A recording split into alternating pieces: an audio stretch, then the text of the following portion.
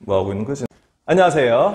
오늘은 여러분들에게 다소 독특한 그리고 재미난 요령을 한번 진행해 보도록 하겠습니다. 바로 Part 6의 문장 삽입 문제입니다. 문장 삽입 문제는 토익 시험에서는 가장 난이도가 높은 문제 중에 하나에 속하거든요. 여러분들에게 다소 독해 능력을 물어보는 그러한 문제다 보니까 어휘력 그리고 또한 독해 능력도 필요한 좀 다각적인 능력이 필요한 문제가 되겠습니다. 보통 토익 시험에서는 한 세트의 지문에 총 4개의 문제가 나오고 그 중에 한 문제가 바로 문장 삽입 문제, 총 4개의 문제가 매회 토익 시험에 출제가 되는데 말이죠. 바로 문장이 등장할 때 빈칸이 있고 앞문장 그리고 뒷문장의 내용을 해석을 통해서 문맥을 다 따져봐야 되는 거야. 시간이 무조건 많이 걸릴 수밖에 없겠죠. 그렇지만 오늘은 여러분들에게 제가 상당히 재미난 요령을 보여드릴 겁니다. 그렇죠? 이런 식의 문제가 출제가 된 것이 2016년 5월 29일 시험 그리고 그 시험부터 2020년 2월달 시험에 이르기까지 출제가 되었던 모든 정답 문장들을 다 모아봤습니다. 그리고 모아보고 나서 얘들을 정리하다 보니까 아주 흥미로운 공통점 그리고 패턴을 발견하게 되었죠. 즉 제가 이름 정한 건 Part 6 문장 삽입 바로 이 Powering King Top 10입니다. 바로 이 단어가 등장했을 땐 토익 시험에서 정답 가능성이 매우 높아진다는 점, 바로 그 내용을 지금부터 강의를 진행해 보도록 할게요. 탑 10, 10개의 단어 Part 6에서 반드시 기억해 주시기 바라겠습니다. 자, 가보겠습니다. 원래 Part 6에서는 이런 식의 문제, 네, 보시면 아시겠지만 오늘 2018년 5월 27일자 문제를 한번 보여드리겠습니다. 이렇게 한 세트의 지문 그리고 총 4개의 문제가 바로 이 한 세트 분량인데요. 이게 매회 토익 시험에서 4세트가 출제가 됩니다. 자, 그리고는 보통은 한 문제가량이 문법 문제 그리고 2문제가량이 어휘 문제가 출제가 되거든요. 그 중에서 한 문제가 바로 이런 식으로 말입니다. 141번 문제입니다. 보시게 되면은 A, B, C, D가 여러분들 전부 다 문장이죠. 그리고 나서는 이 141번 요 빈칸에 어울릴 만한 문장을 집어넣기. 아마 이런 문제를 제대로 풀어내기 위해선 앞문장의 내용 그리고 뒷문장의 내용에 여러분들 문맥적인 관계가 매우 중요할 겁니다. 그래서 원래는 독해력, 즉 해석이 필요한 문제죠.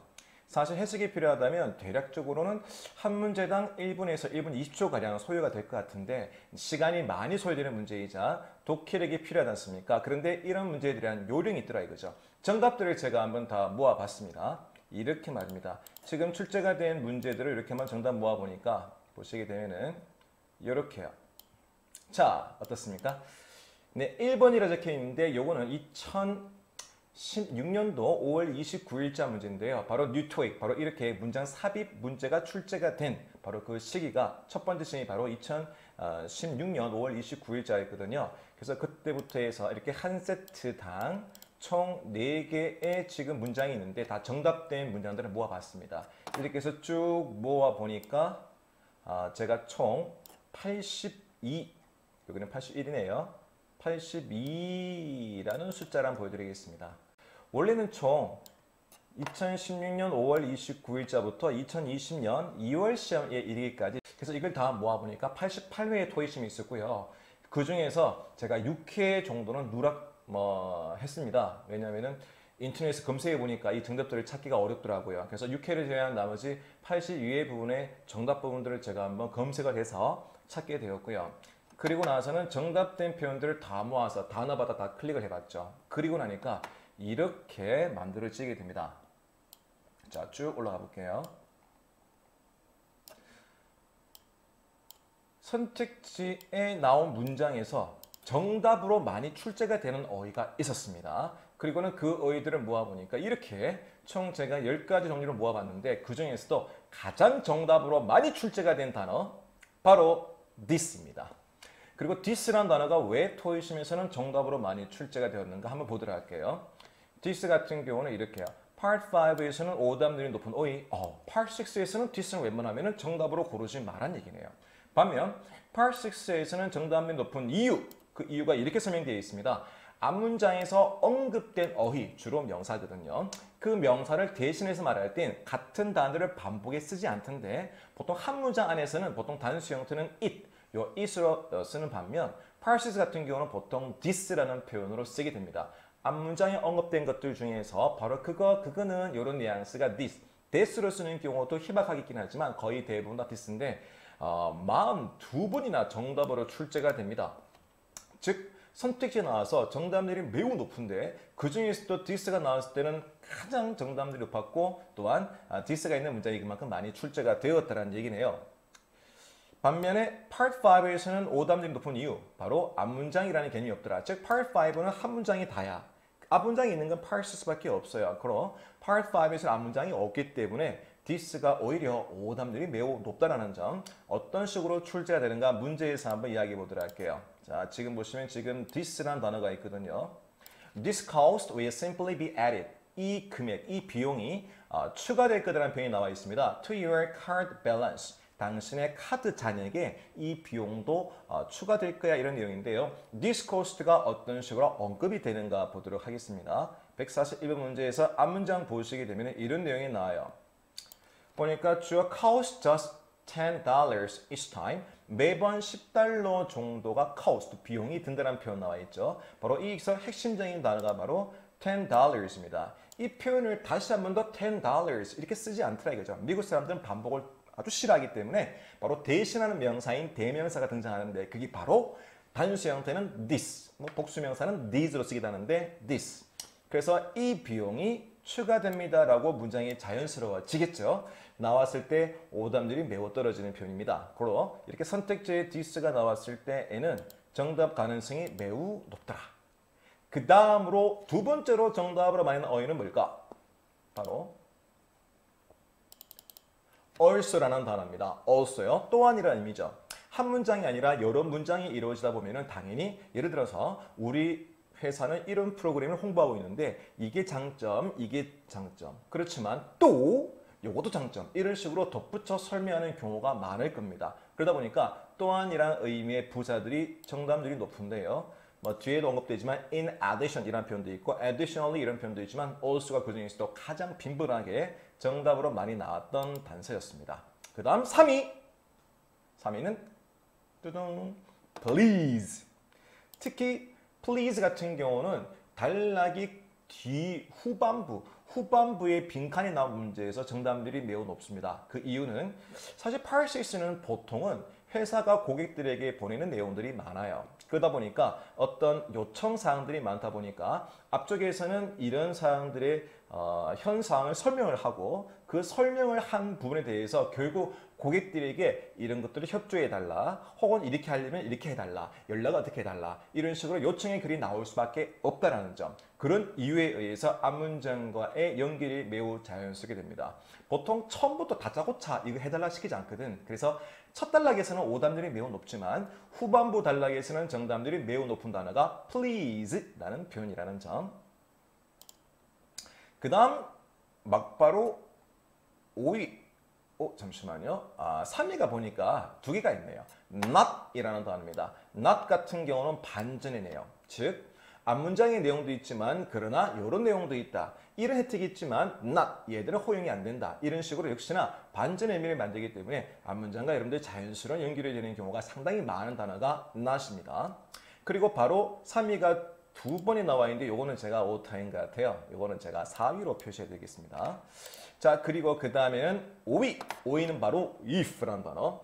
앞문장에 대한 내용의 조건을 제시하는 경우입니다. 혹은 그 문장에 대해서 당신이 만약 if you have any question, 질문이 있다면, inquiries가 있다면, 혹은 당신이 지금 당장 하고 싶다면 이런 식으로 조건부의 내용들을 많이 담더라. 그래서 앞문장과 연결이 자연스러운 경우가 많았기 때문에 그래서 여러분들 빈칸 자리에 문장 집어넣기 위해서 if가 있는 경우도 정답률이 매우 높다는 점.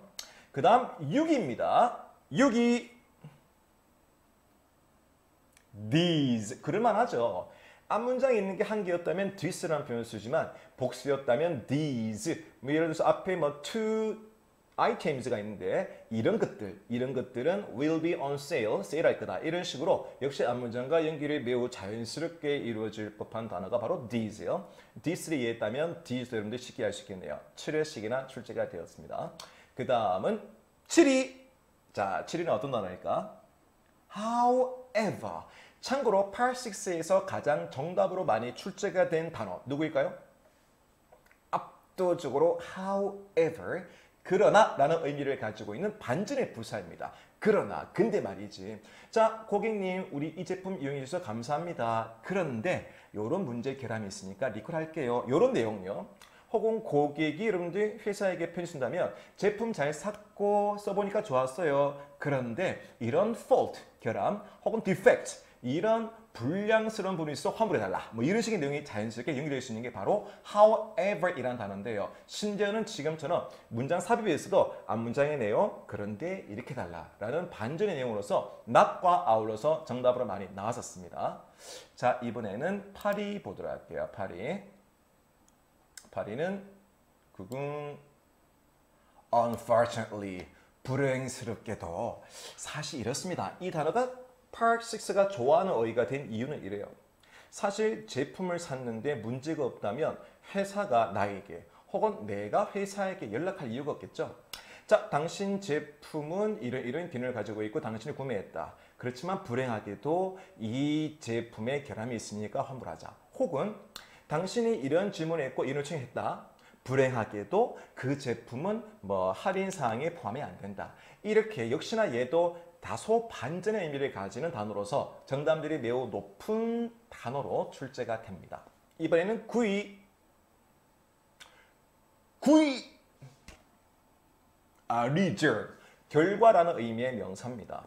즉, 앞에 다양한 근거를 제시를 하게 되죠. 원인을 제시하고 그리고 나서는 그 결과로 물론 as a result 이런 인과관계 부사도 파르시스가 매우 좋아하는 단어인데요. 그렇게 나오건 아니면 명사 단독으로 나오건 혹은 동사로 나오건 앞에 문장 그 결과 이렇습니다. 라는 여러분들 자연스러운 인과관계를 만들기 때문에 result, 결과라는 단어도 정답률이 매우 높다는 사실. 자, 마지막 10위. do so라는 표현인데 원래 so는 그래서라는 의미입니까?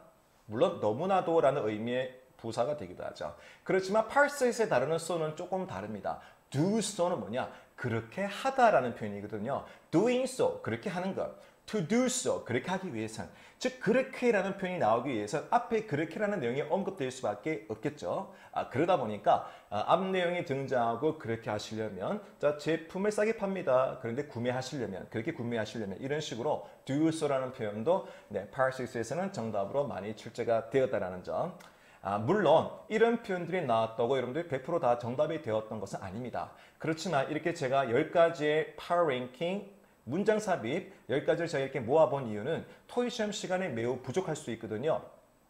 그럴 때 도움이 될 거라는 거. 또한 누군가에게는 너무나도 독해하기 어려웠던 지문도 있었을 겁니다. 아마 그런 문장이 나왔을 때라면 지금 등장한 것들을 골라줬을 때 정답률을 높일 수가 있겠죠. 물론 고득점자라 할지라도 B번과 C번 둘 중에 정답을 고를 때 헷갈리는 경우도 있을 거예요. 그럴 때 중요한 단서가 될 바로 이 10개의 파워 랭킹 어휘, 문장 삽입에 필요한 어휘들 여러분들 한번 기억해 보시기 바라겠습니다. 네, 여러분들께서 이렇게 10개의 파르시스가 좋아하는 삽입 문장에서 좋아하는 이 어구들을 다 익혔을 때 시험장에서 어떤 효과를 누릴 수가 있는가 보여드리겠습니다.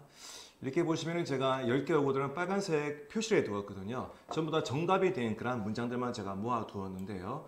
이렇게 한 2개씩 그리고 이렇게 하나가 나온 경우도 있지만 이렇게 4개씩 이렇게 등장하기도 합니다. 네. 보시게 되면 6번 같은 경우는 어때요? 하나, 둘, 셋, 넷, 다섯 전부 다 포함되어 있죠. 그죠? 만약 여러분들이 10개를 익힌 다음 10개의 삽입 문장이 좋아하는 그런 어구를 익히신 다음 그리고 시험장에서 이런 식의 문제를 보셨다면 여러분들은 지금 대박 난 거예요. 오늘 약간의 시간을 투자해서 최대 여러분들 효과를 노리실 수가 있었던 겁니다. 이런 식의 시험이면 개탄 거예요. 알겠죠?